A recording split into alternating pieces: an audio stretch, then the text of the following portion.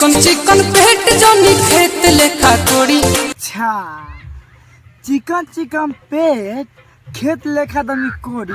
अरे भौजी आ कोड़ दी का होई ता लइका त का हाल बा भाई। त आज हम फिर से बात कइले बानी बुलेट राजा एंड अवधेश प्रेमी। तो भाई लोग कसम से कहते हैं आज के वीडियो बहुते गाना फाल मनल बा। तो वीडियो बना के बस एक ही मकसद बा, आप सभी को दिल से हंसाने के लिए, ना किसी के दिल को ठेस बनाने के लिए। तब बिना कोनो लहसुन के आज के बकचोदी स्टार्ट करते हैं। चिकन चिकन पेट जोनी खेत लेखा कोड़ी।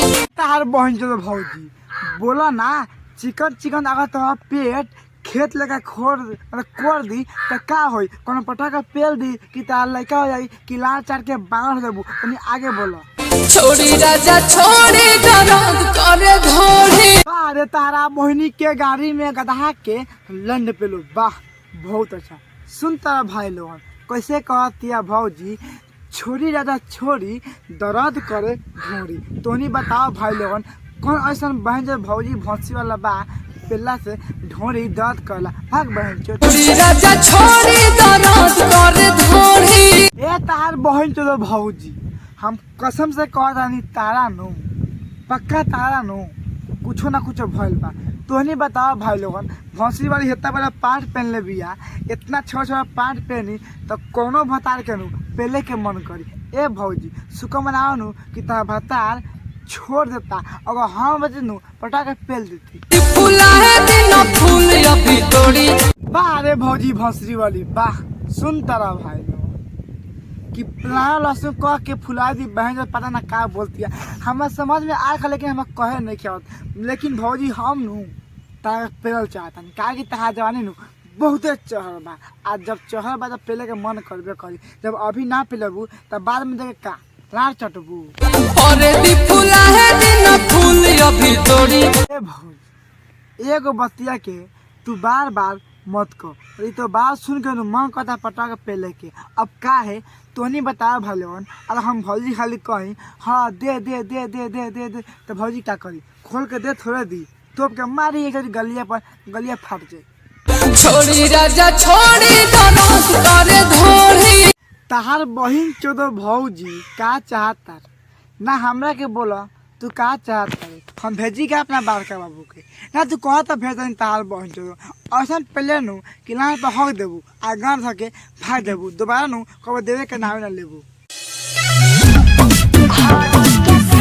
देखा जरा भौजी के कैसे कमर हिलावतिया, लागता नु कि भौजी के कमर में स्प्रिंग लागल बा।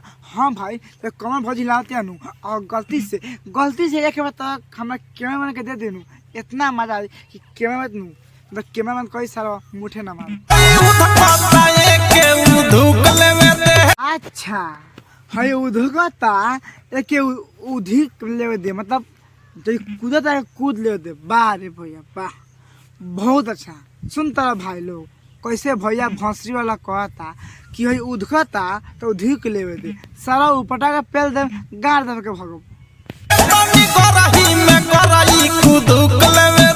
अच्छा है गरही में गरही कुदूक ले दे।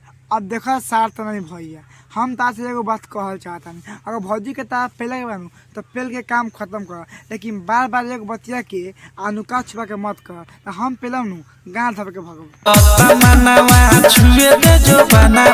वाह रे तारा बहनी के गाड़ी में भंटा के लंड पेलो, वाह बहुत अच्छा। देखा तारा भाई लोग करता मनावा आ छुए दे जो बनावा। अरे भैया हम तो कहता नहीं कि भौजी कस के दाब के आ दूध निकाल के तू पी ला के मोटा देव बुढ़ छू छुनर सारता नहीं। ई बात की बिल्कुल सही कहता रहा कि भौजी के रुई की तरह फूल गल बा। लेकिन तारा का करे के मन बा ना हमरा के बोला, तारा का करे के विचार बा सारता नहीं बुढ़ छू छुनर। तार बहिन चौदह पटाखा पेल दे हमरा सार भाग जीव सारता नहीं फूल भाग दे बहन। अरे तार बहन चुदो वाह बहुत अच्छा। सुन तारा भौजी भौसी वाली कैसे कहती है कि तार सुई बारे छावरा। अरे भौजी हमनी के सुई को सनको बा ओसे तो का ले देख बा, अपना बारे में बोलना तो पटाखा हमनी पेलम सा। अच्छा तोर सुई बारे छावरा घड़ी के सुई लेखा। ए भौजी अब हम तो एगो बात कहल चाहता हूँ कि तू ये बतिया के नुका छुपा के मत कह। अपना मतलब तू भैया से कह ए छावरा तो लंड बानू तो घड़ी के सुई ऐसन बा। अगर तू पेल चाहत है ताके पेल ले, अगर नहीं पेल चाहत नु तो भेजा अपना बड़का बाबू के वो पेल के चल जात। काहे कि हमरा नु पेलवा के मन करता। ई बात नहीं कहबे नु तो सुन के अच्छा लगी तो लास्ट नुका छुपा कहता भाग तोर बहिन चोद।